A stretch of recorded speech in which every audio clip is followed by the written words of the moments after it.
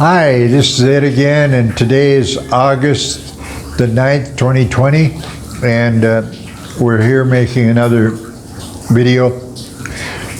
By the way, Jose and I were just talking about the problem with the green screen, because as I'm sitting here, I have no idea what's behind me, or from where I'm talking, what's going to be behind me. The last video I made was called Atheist Immorality, and if you want to check it out, there's Jose has a great video in the background of Zihuatanejo Bay and the new recently completed pier and all that. It's a great video. But of course the problem is, I was saying to him, I was watching the video afterwards, and there I am talking, but I'm totally unaware of what's going on behind us. Anyway, if I do too much rambling at the beginning, this will be way too long. But I just want to bring up, it's really taking off on what I just talked about in the last video. I never cease to be amazed at what religious folks, most of them are Christian religion people that I talk to, because that's what we have in this society. And I'm never amazed at what, when I tell them that I refer to myself, I label myself as an atheist, what that brings out in them, or what that makes them think about. Somehow, it seems that the religious folks have gotten to the point that when they hear that someone is an atheist and or admits to being an atheist, the word atheist seems to be pretty well equal to immoral. It's saying like, hey, I'm a thug or something, you know. And that seems to be a very difficult thing to change with them. Maybe partly because it's about the bias that they have built up. They've got it built up. Hi, Lucy. Hi, sweetie. Do you want to be in the video? Here. This is Lucy, everybody. She's our kind of replacement dog, and she's a sweetheart. Okay, just shortly about, I don't understand how that's got so deeply ingrained, but I know my friend Ron, who's a dyed-in-the-wool Christian, he's a preacher, and he be convinced by whatever things. In a lot of cases, it's whatever preacher they listened to when they were young. Use the term atheist. It's very similar to talking about the devil. You know, when we use the word devil, we can't imagine. Well, I don't.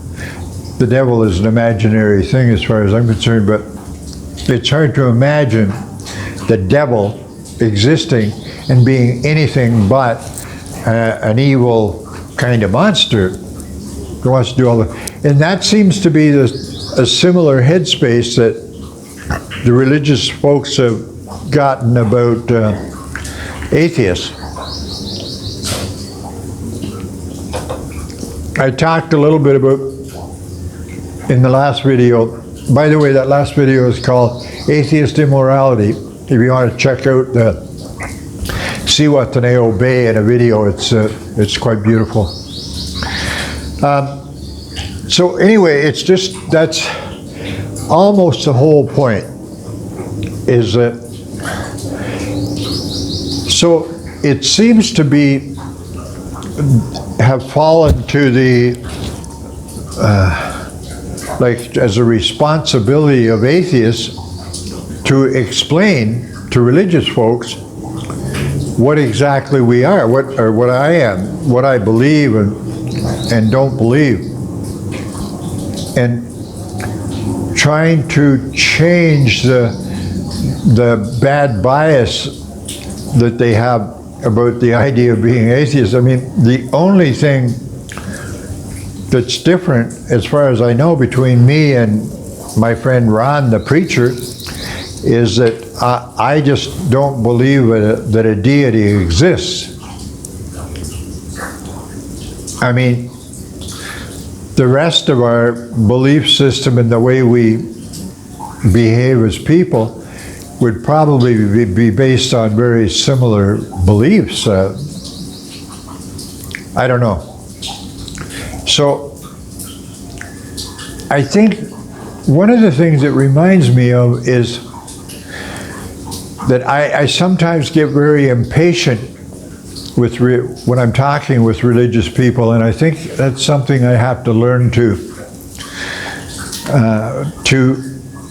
be more patient with them, because I don't understand the perspective that they're coming from, and maybe spend more time asking about, you know, how they develop that idea, how they get this bias that someone who refers to himself as an atheist like me, their bias is that when I say I'm an atheist, that means, I don't know, I'm just evil. It kind of makes you just evil to the core, you know, or something like that. And as far as I know, it's not true, because I live my life pretty much like most people, including most religious people. I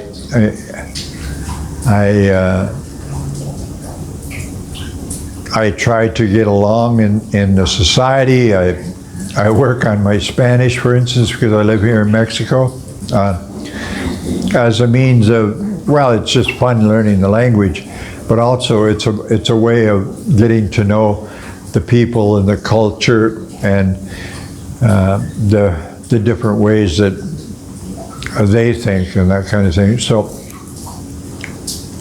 it just seems as there's a lot of work to do, and I hope that more atheists try to be understanding of the religious headspace and understand their bias and be gentle with them, and don't get too cranked up when they say, you're an atheist, you're evil, and you're going to hell. Don't let that bother you. They're just regurgitating something that they heard from a pulpit or somewhere like that.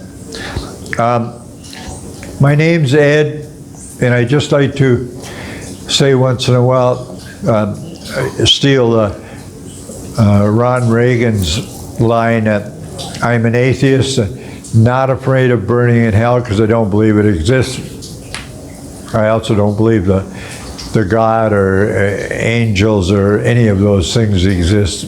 But I'm also, I'm 80 years old, so for my stuttering and my chewing my teeth and shit like that, you will please be a little patient and forgive me. And that's all I want to say for today. Thanks for watching, and we'll see you in the next one. Bye.